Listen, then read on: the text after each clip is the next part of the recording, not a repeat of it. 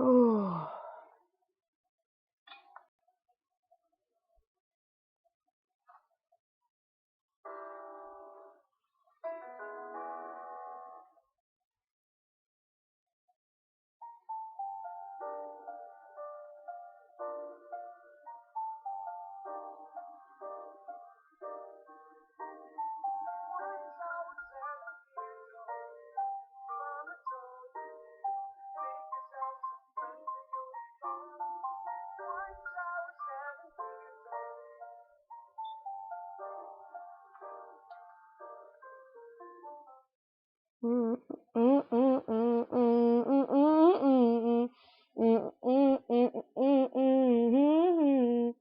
But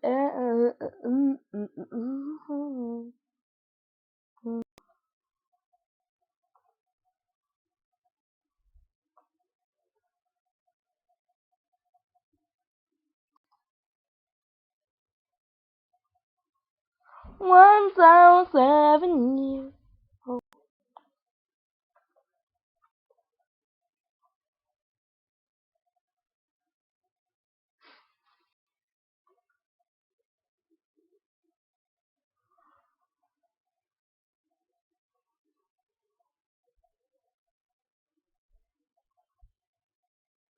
To New Hampshire, Florida, North Carolina. If this nasty negative election has turned off the electorate, there's little sign of it so far. I voted for Hillary Clinton, primarily because when I look at Donald Trump, I think that as a leader, he doesn't demonstrate some necessary personality traits. Voted proudly for Donald Trump as President of the United States. As much as for what he does as for what Hillary Clinton doesn't do. Sentiments not shared by New Yorkers as the Republican candidate turned up to jeers and catcalls and breezed into vote, exuding his usual easy confidence. Not nervous, I'm very excited. It's a great opportunity. There's tremendous enthusiasm from everybody. You see it all over the country, all over the world. It's been a great feeling. I like your hair. I like that hair color. Thank you so much. So who did you vote for? Tough decision. Hillary Clinton voted earlier in Chappaquiddick, New York, knowing she's the favourite, but only by a narrow margin. Her titanic struggle with Donald Trump is nearly over, and she says there's so much at stake. I know how much responsibility goes with this, and so many people are counting on the outcome of this election, what it means for our country, and I'll do the very best I can if I'm fortunate enough to win today. Finally, after all they've been through, the politicians know this is now beyond their control. A day like today is very humbling and very moving for our little family. We're just so grateful for the support and prayers of people all across the United States, for Donald Trump, and for our firm belief that we can make America great again. We feel good. It's kind of like we've done all we can do, and now it's in the hands of the voters, but we feel really comfortable about it. For a spooky minute, this frantic election froze in time. On the Clinton plane, her team doing the latest craze to sweep the web, the mannequin challenge. Bill Clinton and singer John Bon Jovi doing a better job than a blinking Hillary Clinton, before a final plea to voters vital to her chances of winning. Dominic Waghorn, Sky News, Washington. Well, in the latest national survey by Real Clear Politics, Mrs. Clinton leads on 46.8% to Mr. Trump's 43.6%, giving Hillary Clinton a lead then of more than 3%, actually widened in Mrs. Clinton's favour in the past 24 hours. Well, in a minute, let's speak to our US correspondent, Greg Milam. He's at the Javits Center here in Manhattan, where Hillary Clinton will see the results coming in. First to Hannah Thomas-Peter. She's at the Trump Tower, also, of course, in Manhattan. The two are not very far away from each other as the night unfolds, Hannah. And the Trump campaign, they've been talking about rigging. They've had some concerns, haven't they, about voting in Nevada? They have. There's been a formal challenge in a Nevada court, according to Donald Trump's team, that local officials left a polling station open too late. Now, this started to bubble up a couple of days ago when a Republican operative in that state said that the poll had been left open in this heavily Hispanic area in order that a certain group of people could vote, and Donald Trump had criticized that on television 24 hours later. But now there's been a formal lawsuit lodged to set those ballots aside so that they are essentially not counted. The latest news on that is that the judge in the case has decided to throw out the request for an immediate order in relation to the lawsuit, but apparently he is still hearing it, and a decision about the entire request that the ballots be set aside is still ongoing. This is just, as you say, though, part of feeding this narrative that Trump has been pushing for many months now, that the system is rigged, that polls can be cheated, that voting machines are easily defrauded. In fact, he just called into Fox News to repeat those claims, saying that there are reports of fraud, voter fraud, across the country. And it's not just Donald Trump who believes this. He is saying it because he knows that that is what a large portion of his supporters believe. When they are polled, they say that they do not trust the system, and that if it is a close election and Donald Trump loses by a small margin, he will have been somehow cheated out of a victory that is rightfully his. OK, Hannah, thank you very much. Hannah Thomas-Peter there on the Trump campaign. Let's check in on the mood in the Clinton camp. Greg Milam there is at their overnight headquarters for the election results. And anything seeping out, Greg? Well, I think you get a sense of a very confident mood from the staffers here, from what we saw when Hillary Clinton went and voted this morning. They feel a momentum. Those polls you mentioned are why they feel that momentum, because the gap has been widening, not only in the average of national polls, but looking at some of those states that will be critical tonight when the polls close and they start the counting. Tim Kaine, who we heard from in Dominic's report, talked this morning when he was voting about checkmate states, the states that if Hillary Clinton wins one of them, pretty much stop Donald Trump in his tracks, places like Ohio, Pennsylvania, North Carolina, Florida. He has a much more difficult job tonight than Hillary Clinton does, just because of the electoral maths.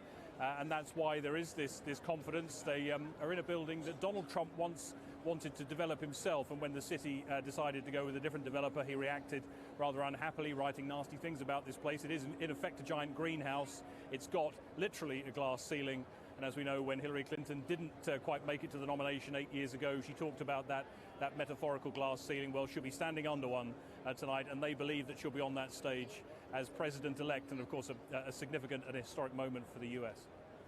We shall see. Greg, thanks very much. Greg Milam there. Well, glad to say we can speak now with John Bolton, former US ambassador to the United Nations. Very good to see you, Ambassador. And what's your sense of why this campaign, this whole election campaign, has been so vitriolic, so bitter? Well, I think the stakes are very high. I think that 8 more years of the Obama administration policies will leave the United States in very difficult shape worldwide and certainly domestically as well. I think on the Democratic side, they see a Hillary Clinton victory as locking in the changes that Obama's made. So with the stakes that high, is not surprising, although I think the personalities of these two candidates are unique in American history. Well, it'd be good to give the policy some airing, wouldn't it? Well, talk me through, in your analysis, the crucial mistakes that Obama has made. Well, I think he sees America's presence in the world as a major contributing factor to instability and conflict. America's too present in the world, too strong, too assertive. We think he was almost apologetic. Too successful. Well, he was apologetic, and he sees a withdrawn, more inward-looking America as actually contributing to international peace and security. I think that's like looking through the wrong end of a telescope, but that's been his policy, and contrary to what a lot of people in this country have argued, I think Hillary Clinton's worldview is exactly the same. Well, is it? Because, I mean, I want to get up to Hillary Clinton in a moment or two, but just those mistakes from Obama. So we have the troop withdrawals from Afghanistan and Iraq, the non-intervention in Syria, but then an intervention in Libya, which he says was his greatest mistake. Well, for humanitarian reasons. And only with the authority of the UN Security Council. In other words, not where vital American interests were at stake, at least in his mind. That's the kind of intervention that Bill Clinton engaged in in places that also, I think, turned out the wrong way. But it's really, it goes beyond that. I think the entire reset policy with Russia has been a catastrophic mistake. That was the signature initiative of Hillary Clinton when she was Secretary of State.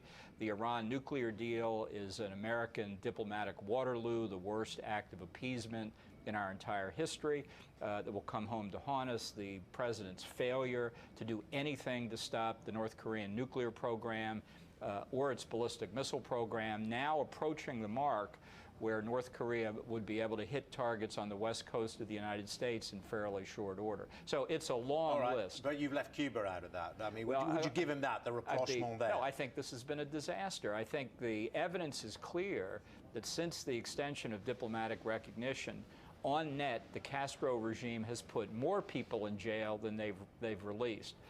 So if you look at the implementation of the Obama worldview, it has resulted in setbacks around the world. We've left one massive factor out of it, you know, the coming storm, or if it hasn't already arrived, the Chinese, the huge expansions there. Well, I'd be happy to go into that. Look, the administration's policy in the South China Sea has consisted of a very small number of what are called freedom of navigation operations to continue to assert our claim that these are international waters. But the reality on the ground is the Chinese are creating ground. And they're not just creating islands, they're putting naval and air facilities on them. So we have this situation, that analysis. So let's put in President Trump or President Clinton. Now, President Trump, he's so unpredictable, we don't know what he'd do. He says he admires President Putin. So that idea that somehow the Russians would be pushed back, that might not happen. Well, I think what he's saying is he admires President Putin's strength. It's not the same as saying he would follow his policies. I think when you boil it all down, the central point that Trump has made is that he would rebuild America's military, which has suffered greatly over the last 8 years of Obama budgets. I've listened very carefully. I haven't necessarily help out his NATO allies. Well, let me come to NATO. I haven't heard Hillary say word one about the military budget. And speaking as a diplomat myself, you're never more effective as a diplomat than when you're backed by the strongest military force in the world. Now, with respect to NATO, I think Trump's real offense here is that he has said out loud what people in the American foreign policy establishment have said more quietly. Bob Gates, former Secretary of Defense, said no one worked harder than he did to get European NATO members' expenditures on defense as a percent of gross national product higher. No one worked harder than he did. Well, take Secretary Gates at his word. He failed, didn't he? So to get the continental members, I'll put it that way, of the NATO alliance to get their defense expenditures up may take something more. Just got to reflect on Hillary Clinton, and she seems to be taking a more interventionist tone, particularly when it comes to Syria, when it comes to Aleppo, saying the people in the east of Aleppo should be protected, there should be a no-fly zone. That, therefore, would lead to some kind of confrontation with the Russians, would it not? Yeah, I honestly don't think that, that the differences here are acute, and I think the reason is important.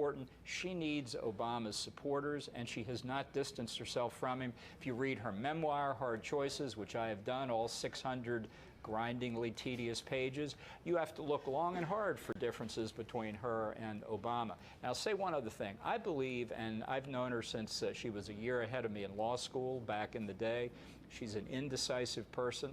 And it's one thing to make a recommendation sitting at the side of the table in the Situation Room. It's quite another thing to make the decision at the end of the table. Well, fascinating getting your thoughts, Ambassador. Thank you very much. Glad to be with you. John Bolton there. Well, a very big night ahead, but when will the polls close? And how soon can we expect a result? Well, Ed Conway can explain all for us at the big screen now. So this is what the polls are telling us at the moment. Of course, it's quite narrow when you look at the overall polling across the US, but what matters is this. These are all of the different states in the US and where they stand in terms of electoral college votes. So it all matters about getting these numbers, adding them up to 270. That's the magic number. That's what both Donald Trump and Hillary Clinton will be aiming for. And at the moment, it's looking pretty good for Hillary Clinton when you look at where those votes are falling, but there are still big question marks over certain states. Will she win in Florida? That's the state that both she and Donald Trump will need to win if they're going to get into the Oval Office. For the most part, there's North Carolina, big question mark over that, Ohio as well. But of course, over the course of the evening, we'll be looking at those different states and we'll be seeing more data emerging to tell us whether those polls are indeed correct. And at midnight tonight, we're going to start to see some of these areas closing in terms of the polls. We'll see Georgia, the polls will close there. South Carolina, Kentucky, we might get a result from Kentucky pretty early indeed. That's likely to go for Donald Trump, and likewise Vermont is likely to go for Hillary Clinton. But it's at 1 o'clock in the morning that we start to see the real business. That's when polls in Florida close. It might take a while for those results to actually come through, but Pennsylvania, one of those key battleground states, will be looking at what happens there. Maine as well, and New Hampshire. If either Donald Trump or Hillary Clinton have got them, that's looking good for them. And then over the course of the evening, we'll get more results from the Midwest, from Texas, very important for the Republicans, all the way through to here, California, the West Coast. These will be among the last states we're going to hear from. This is pretty surefire Democrat territory. But by the time we get those results, 4 o'clock in the morning, we may well know who's going to be the next president of the United States.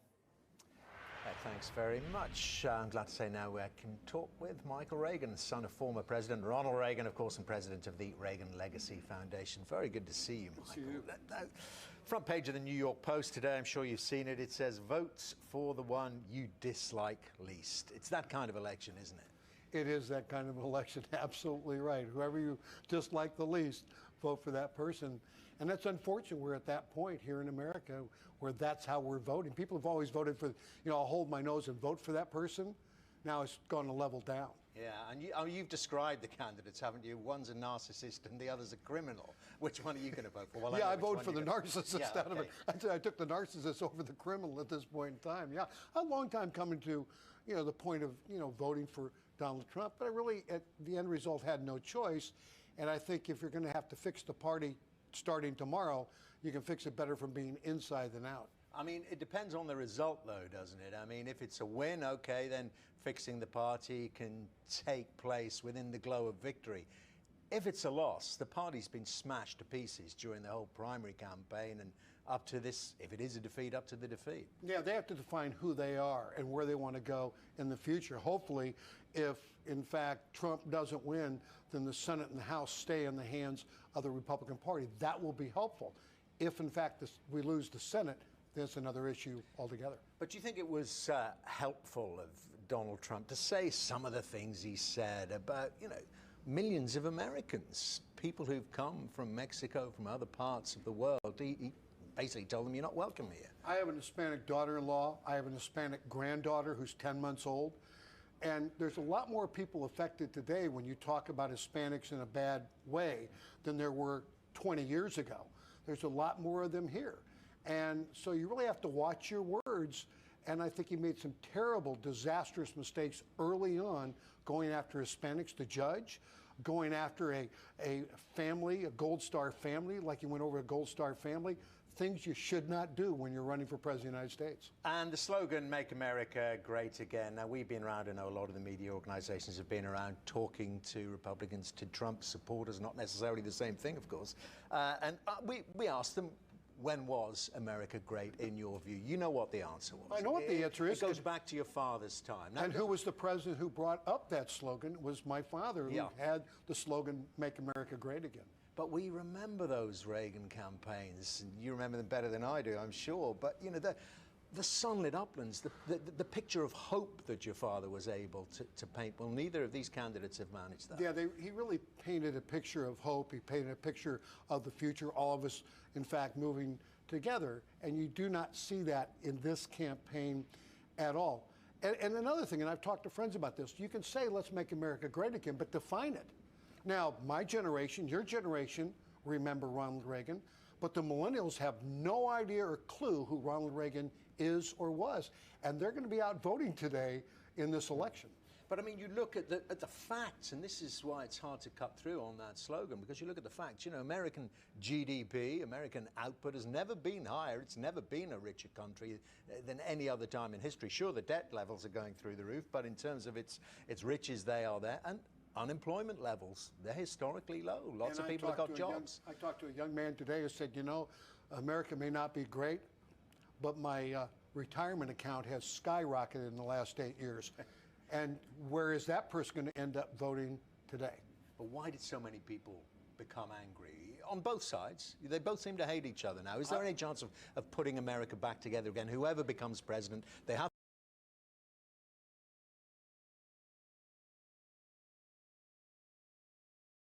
to make a speech tonight or in the early hours of the morning, don't they, saying, even if you didn't vote for me and even if you hate me, I'm going to put this back together.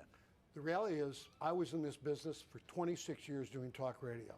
And what Donald Trump did was internalize what talk radio has been saying for 25 years. That's why he never goes past 43%, because those are the followers that follow him. And he's never reached out past that group of people. And I think that's why he's in trouble today in this election that he is facing, because nobody but those people are out there voting. Do you think in he's mass. going to lose then because he's narrowed the appeal so much? We talked about Hispanics, they're African Americans, they're not going to vote for him in any great numbers. Do you think that's it? He's fishing in too small a pool? I absolutely right. I think if indeed he does lose tonight, he's going to lose because he never reached past that pool of 43% of talk radio and social media people that he spoke to for the last year and a half. But it was another lesson from your father, wasn't it? The so-called Reagan Democrats. What happened to them? Yeah, the Reagan Democrats. My father went out and told stories and got involved with those people. You know, I was sitting with a young man not too long ago, Alec Baldwin. You might know who he is. Yeah, I know. And Alec Baldwin says to me, he says, you know something, I miss your father. I said, you miss my father. You voted against him every time he ran for office. You railed against him for 8 years. What do you mean you miss him? He said, your father died a few years ago. And I've come to realize since we've lost your father what a good soul he had. And America and the world needs that soul back. And he was absolutely right in what he said. And the Reagan Democrats got that, the good soul of Ronald Reagan. I may disagree with you on issues, but I trust you. Today, there's no trust. Great talking to you, Michael Reagan. Thank you very much Thank indeed you. for your time. And this is Sky News Tonight, coming up.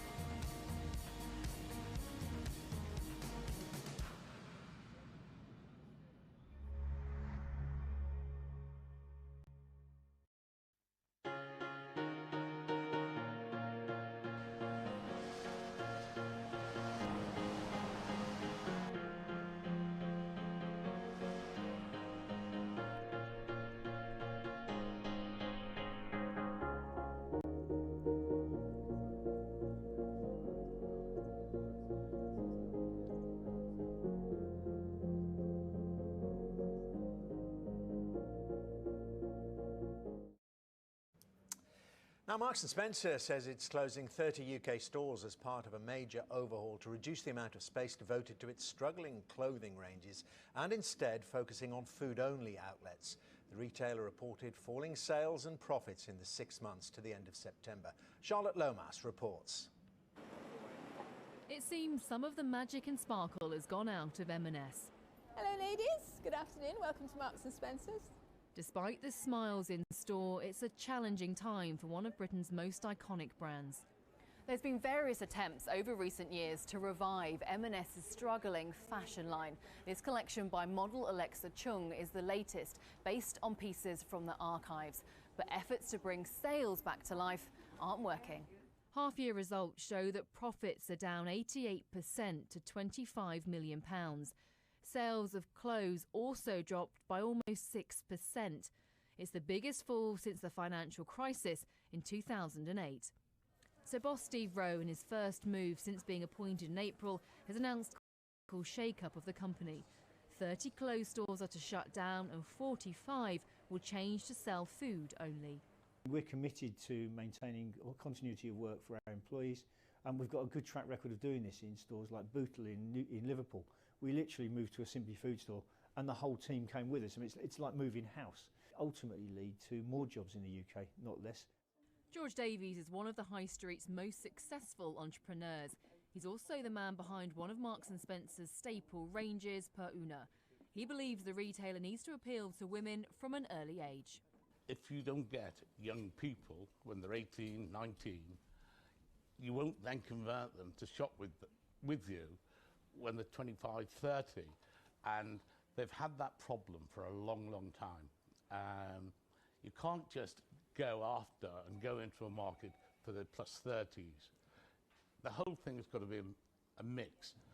It's a tough market for UK fashion retailers thanks to strong competition and more people shunning shops and spending online. John Lewis has somehow managed to buck the trend booming in recent years to become the new darling of the high street.